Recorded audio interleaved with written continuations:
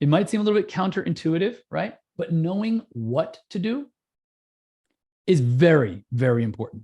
Obviously, duh, right? Like we all come on and we go through trainings because we want to learn what to do. But I'm going to challenge you and say, knowing what not to do is equally important. What do I mean by that? The mistakes to avoid. Wouldn't it be nice if someone could tell you, hey, there's a pothole up ahead about 50 yards on an unfamiliar road, right? You don't want to hit any potholes, or you want to hit as few potholes as you can. We're going to make mistakes, folks. That's part of being human. That's part of being in business, right? And frankly, that's part of being in business for yourself, right? But what we do know is that if you can avoid certain potholes, it's going to speed you up a whole lot more. Oh, I see Susan. Hey, Susan, what's up? Good to see your face. Nice. So it's here's the thing, folks. What we want to do is we want to get into understanding what this all means. So let's just talk about this really, really quick. Okay. I love doing this on presentations. The reason why, we all want to know the why behind the what. If I give you the what, you're like, yes, so what? Right? Most information that we learn falls into that's me or who cares, right? Does that make sense, folks? So if it's not hitting that that's me bell, it's going to fall into the who cares bucket. And that's not where we want this information to go. So what we're going to do is we're going to put it into context like this. Number one, type in the chat, or rather write down on a piece of paper what you want to earn in the next 12 months, right?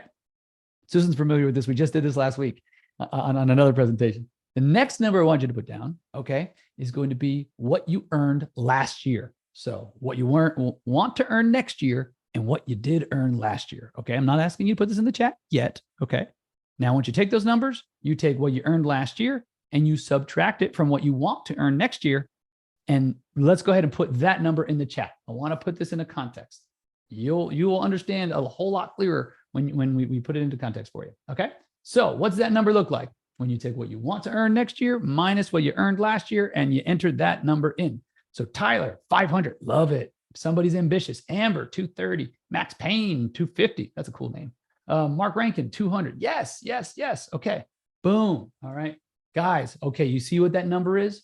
That number is what we call your gap. And that's the gap in between what you want to be able to do and what you currently can do. And when you subtract one from the other, that's your information and skills gap. And until you close that gap, you will never get to the point you want to until you close that gap. It's either going to be a skill issue or it's going to be a knowledge issue. One of the two. That's what this business is. It's knowledge applied to skills. And you do it, rinse, wash, repeat, refine. So let's get on down to it, folks. Okay. So the top 10 do's and don'ts in commercial are as follow. Number 10. All right, we're going to do this David Letterman style, right? We're going to do it in reverse order. One of the biggest things I see that slows agents down. Tell me if you guys have ever been here. Yeah, let's see a show of hands or type 1 in the chat if this resonates with you. Okay. Have you ever gone and wanted to like research a property and the next thing you know, you go down some rabbit hole and you learn about like whoever the owner is and his cousin and his brother and who owns this and what did they own before. And I want to learn all about every aspect of the property, yada, yada, yada. And before you know it, you spend about a half an hour on that. You make one phone call and the number's disconnected and then you start all over, right? We call that going down the research rabbit hole, right? The research rabbit hole is deadly. Be careful. There are critters down there you don't want to play with.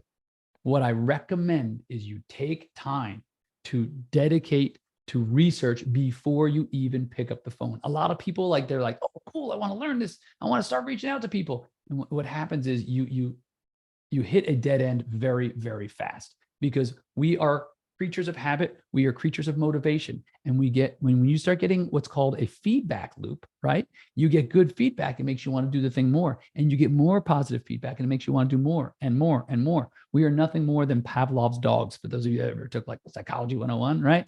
What happens is, right? I see people shaking their heads. Yes, we need feedback and we need positive feedback. So what I recommend doing is take the time to do your research beforehand. It's boring as all heck. Put on your favorite podcast and just go ahead and get after it on a Saturday afternoon. Why? Because on Monday morning, I do not want you guys to go through the hassle of like researching one, then making a phone call or two. You never get a chance to get positive feedback. If you do all your research beforehand, Monday morning comes, you're fired up, you're cranked full of caffeine, you're ready to take on the world, right? and you make dial after dial after dial, and you speak to this one and you have a good conversation and it fires you up, and you speak to another one and you have another good conversation. And before you know it, you're making a listing appointment and you're creating the chances of making tens of thousands of dollars from scratch that day. You with me? So make sure the biggest mistake I see, I should say, number one in our top 10 is going to be not researching beforehand. You've got to set that time aside. Does that make sense, guys? Type a 1 in the chat if you're like, yeah, that kind of makes sense. Henry Ford, like I didn't come up with this on my own. I borrowed it from the idea of Henry Ford, and he created the assembly line, right? Research showed that when people do one job over and over and over again, they get faster at it, they get more efficient at it, they create shortcuts and they learn how to do it faster. But if you do job 1, job 2, job 3, then job 1, then job 2, then job 3, it ends up slowing you down, right? So the same reason why an assembly line is the most efficient way of creating a car or any sort of a product, right?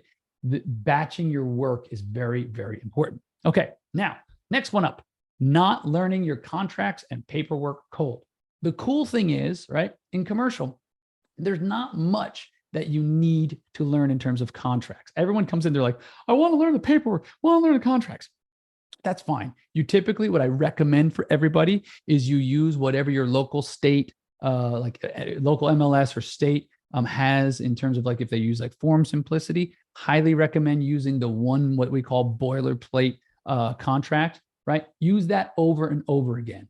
Why? Because every owner has probably seen it, every buyer has probably seen it, and every agent has definitely seen it, and the attorney for both the buyer and the seller have likely seen it. You do not want to give like carte blanche to some attorney and they write up a 37-page contract when it could have been done in 7 or 8. You guys with me? Make sense? Okay. The other thing is LOIs.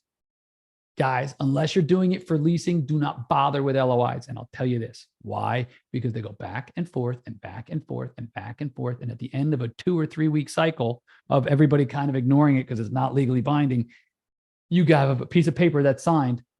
That's not legally binding. You with me, folks? Okay. So it's very, very important for you to understand. You want to make this business most efficient, send over a purchase, or if you're representing the property, tell them, send over a purchase and sale agreement. That way, the only thing the owner has to do is sign a dotted line and initial each page. And we're under contract. You do not want to, you want to remove friction points. So it isn't until you understand the paperwork and the reason why you use what you use. Okay. So very important. Contracts at whenever possible. LOIs are great, but at the end of the day, by their very nature, they are non-legally binding. But I really, really want you to understand also NDAs. Okay. Unless you have some sort of like governmental secrets and you don't want to let the secrets of UFOs and aliens out. Okay. Forget NDAs, right? This stuff, it can easily be found on CoStar, half of it. Rent rolls and that sort of thing. Don't ever send a rent roll out with tenants' names and expiration dates on there. But other than that, guys, do not worry about NDAs and when I say NDA, non-disclosure agreements, right? Or any sort of like confidentiality agreements. They only slow the process down. We are here to make this process as smooth as possible, as opposed to, putting like little speed bumps in there. Okay. So you got to know what paperwork to use. You got to know it cold, and you got to know why you're using it and for what reason. If you don't know the reason why you're using a piece of paper, start thinking about it. Understand why you're using it. Okay. Next up. Ooh, this is a good one. Okay. Show of hands, everybody. Come on, party people. I see you out there, right? Raise your hand if you have ever started working for somebody. You did like a report, you scheduled a tour, you got them in your car, or you met them at a building, you show them this, you show them that, and all of a sudden they just vanish like Kreskin, like into thin air, right? 100%. Guess what? There's probably a pretty good chance that that's one of the steps that you missed was the qualification step. Okay. Perfect example. If someone was waist deep in quicksand and you reached out your hand to help them, do you think they'd be like, nah, it's not a good time for me? No, right? Why? Because you've already qualified that they need your help. Okay. Now, what you got to understand is there's so many things that need to happen in order for someone to be properly qualified. There's a difference between unqualified, qualified, and properly qualified, right? What I recommend, do not create a report. Do not do a CoStar search. Do not do a LoopNet report. Do not do anything until you go to their property. Very simple. I'll give you a real quick qualification, guys. It's very simple. Just know what they like about it, what they don't like about it. Why would they move? Can they afford it? And are they serious? Are they actually going to do something, right? When you're working with tenants or you're working with buyers, okay, the biggest mistake I see people make is not qualifying. Here's the thing.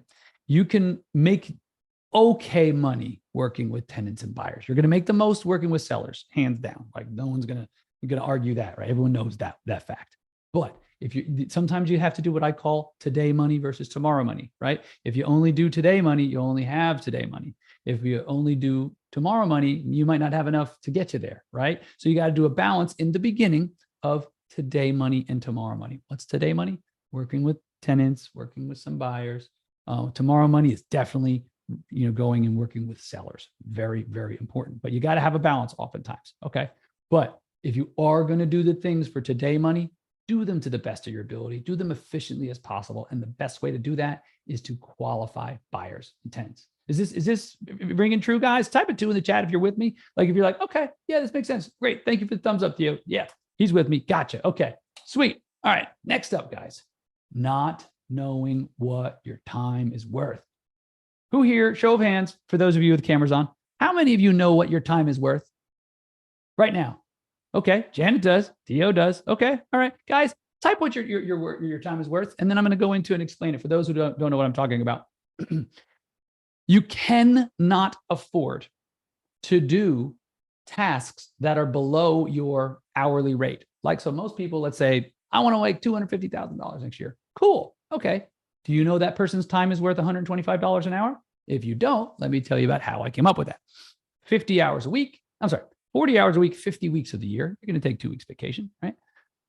Your time. So you basically work 2,000 work hours a year. So 250,000 divided by 2,000, that's going to give you your hourly rate. Okay. Awesome. So yeah, that's right. Exactly. Susan said that she figured out that her rate is $400, right? $400 an hour. So the point is, folks, what we need to understand is we cannot afford to do anything less than our hourly rate. Very, very important. So let's go ahead and type it in the chat. So take what you want to earn next year, divide by 2,000. Okay. Very, very important concept. Guys, once you get this, okay, it's one thing understanding something, it's another thing living something, right? When you understand what you're doing and you understand why you're doing it, like the floodgates just open up. Here's what I mean. When you refuse to do anything less than what your time is worth, does it make any sense at all for you guys to do $15 an hour tasks when you can be making $400 an hour? Does that make any bit of sense? You with me, guys? Right? Hugely important. I want you guys to understand that. Okay. Very, very, very important. Right. So what I want to impress upon everybody, right, is that you must know, not only know what your time is worth, but also have the discipline not to do anything that's not worth your time. You with me, guys? Type a 1 in the chat in there. Yeah. Okay. Yeah, love it. Gio's 150, Mark's 250. Love it. Okay, good. You guys are getting this. Okay, so you have to be disciplined with your time, and not only that, you have to, to hold fast and know that I'm not willing to accept anything less than that. And the way you do that, it's simple. You just delegate out the things that aren't worth your time. Okay, so next up is chasing huge deals in the beginning. Okay. You get this all the time, right? And I did this when I was a young buck, right? You get in and you're like, wow, commercial real estate is so cool. The deals are so big. Oh my gosh. If I just closed 1 deal a month, I would make X amount of money. If I just closed this $20 million deal, oh my gosh, I'd be set. I'd be like living in Aruba in no time, right? Okay. How many of you ever done that? Wow. Did 3% on that? Okay, we've all done it. Like everybody. I see Theo smiling like, yeah, we're all guilty of it, guys. That's why we're in it, because we're incentivized by money. Here's the thing, folks, okay? You have to understand in the beginning, okay? Do you think a freshman basketball player should be going one-on-one against LeBron James? Would that make any sense? Would you be like, yeah, good idea, kid. I know you're 14 and I know you're 5'4" and 110 pounds. Go up against 6'9", 260-pound LeBron. No, you wouldn't do that. The point is there's levels to this game, okay? And I can break that down very specifically. When you're doing big transactions, right? Let's just say there's like 8 skills we got to learn, right? A, B, C, D, E, F, G, right? A, B, C, D, E, F, G, A, B, C, D, E, F, G, right? In order for you to close a transaction. When you do big deals, a lot of times they fall apart. The big deals are like trying to pull in a whale, right? Like there's a lot of things that can go wrong. So as a newer agent, if you're only doing A, B, C, deal falls apart. A, B, deal falls apart. A, B, C, almost to D, deal falls apart, right? You're never getting to G. So guess what? Not only are you not making anything, you're becoming more frustrated. And on top of all that, you're never learning the other important skills, okay? I would rather you sell a $500,000 property and go A, B, C, D, E, F, G. A, B, C, D, E, F, G over and over again, right? Why? Because it's only, remember how we talked about positive feedback loops before? You need to have positive feedback loops so that you learn the rest of the skills, okay?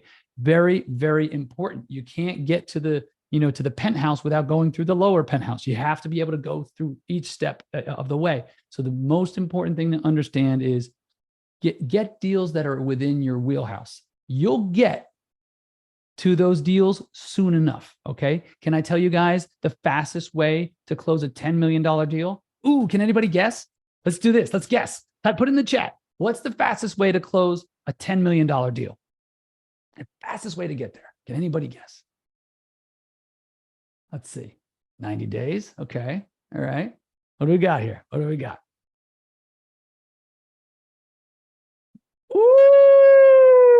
Ooh, Brandon's been watching my videos or something. Yes, exactly.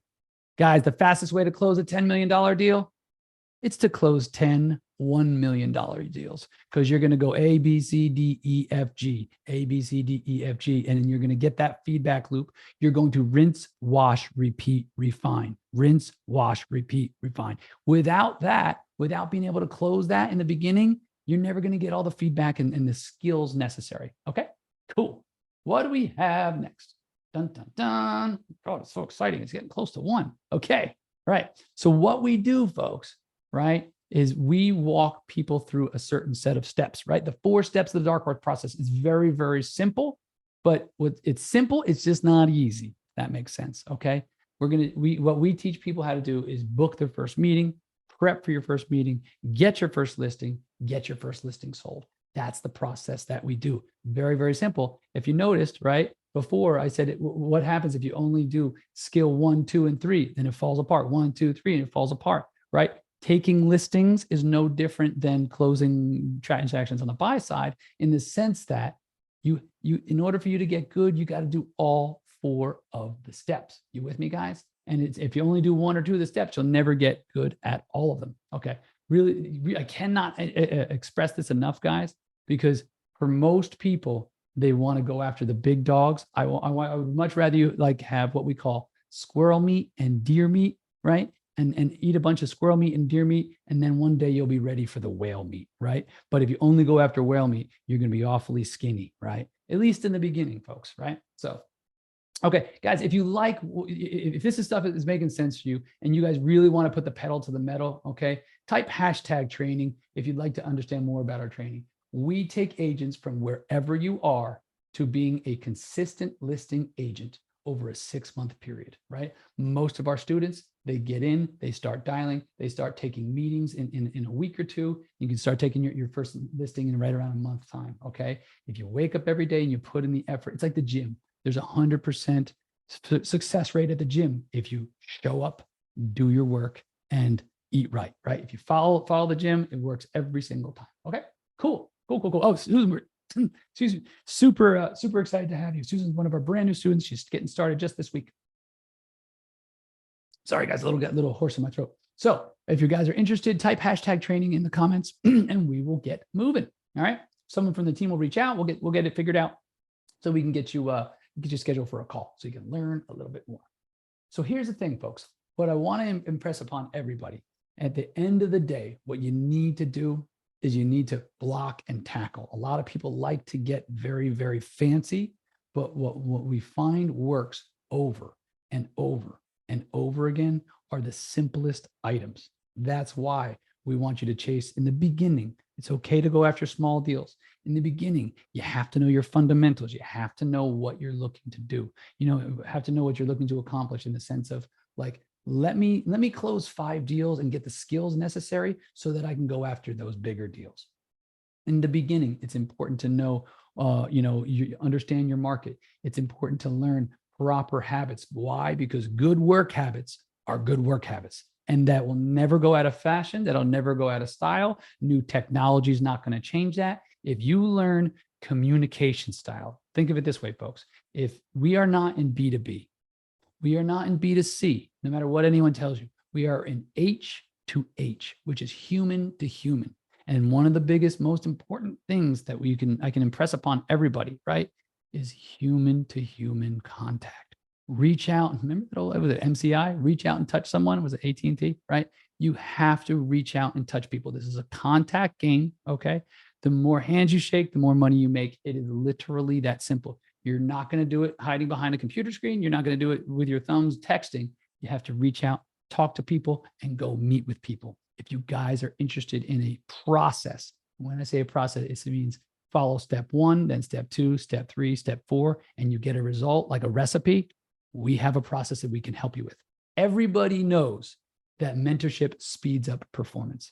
You've never seen, LeBron James win a championship, Michael Jordan win a championship, Tiger Woods without a championship, without a coach, okay? Because we all have what we call blind spots. Why are they called blind spots? Because you can't see them, nor will you ever. But someone standing across the room can see your blind spot. Like the back of my head, I'll never see that. But someone standing over there who I've never met before can see it just like that. So if you want someone to help you, show you a process, okay? Because what we've covered here, this is the tip of the tip of the tip of the iceberg, right? Just like icebergs, what's 90% is below the surface.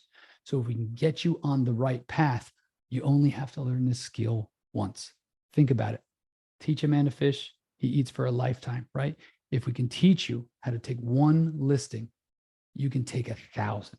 We can teach you how to book one listing appointment. You can take 1,000. So once you learn that skill, you will never unlearn it and you'll have it the rest of your career. Does that make sense, everybody? Does that make sense? All right. It's like once you learn how to do like a combination. Props here, right? Remember these from high school, right? Once you learn how to do it, 24 to the right, 13 to the left, 4 to the right, bloop, pops open every single time. You can never unlearn it and it'll always work so long as you work the process. It's no different taking listings. It's no different getting commercial clients, but you have to know the process. If you get any one of those 3 numbers wrong, what's going to happen? Absolutely nothing. Okay. So guys, if you're interested, you want to learn more, if what we talked about today made sense, right? Made sense and kind of open your mind to some different perspectives, right? We have figured out what works and will work in your state. So guys, thank you so much for being here. Make sure you tune in next week, okay? And for those of you that want to go ahead and book a call, let me go ahead and pop up the link after all. We'll get you up and rocking, guys. So, how many of you would like to see like a demo on like how this works, what it looks like, understand like what the pricing is, what the class looks like, and anybody type of 1 in the chat if that's you, like if this makes sense, because we can get you, for those of you that just type #training in, we can get you booked in ASAP. All right, guys, because there is a process to this. You don't have to go down like a dark hallway. We can show you what it is. We can give you feedback on what's working and the way of doing things better, and most importantly, how to do them quicker. Okay, guys. So thank you so much for joining us. If you want to book something, go ahead and click on the link. Book your call now. We fill up really quickly. We have only 12 spaces, and last week we got completely booked, and then Thursday we got completely booked. So if you guys want to hop on, go ahead and click on that. We are based out of Miami, Florida, but what we explain to people, and we have a bunch of our students around now, What we teach is 98% universal. And I will tell you the 2% that I'll say, talk to your broker or talk to a local real estate attorney, right? But 98% of what we teach is universal. Why? Going back to what I said before, a good broker is a good communicator. And when one human speaks to another human, right? That's all you're trying to do. We're not companies doing business with companies. We are people doing business with people. Can you help this person solve their problem? If you can, it's a match made in heaven and you're going to make a lot of money, right? So the better that you can communicate, the better off you will be and the more successful you'll be in your business. So folks, do me a favor. I started the call by saying this. I want you to find one thing that you heard tonight and go ahead and implement that, okay? Take one thing, whatever it is, and any one of those things. If you're interested, type hashtag training or click on the link. But do me a favor, even if you don't book a call, take something you learned today and implement it tomorrow. If it's whether you stop doing the things that like a $10 an hour admin can do for you, you can hire virtual assistants. There's a whole bunch of different ways of doing it. So yes, if you just take one thing you learned tonight, implement it, you'll be that much more happy that you did. Okay, folks. So very nice to see you. Thank you so much for being here, folks. And I look forward to seeing you same time, same place next week. We'll talk to you then. Bye-bye.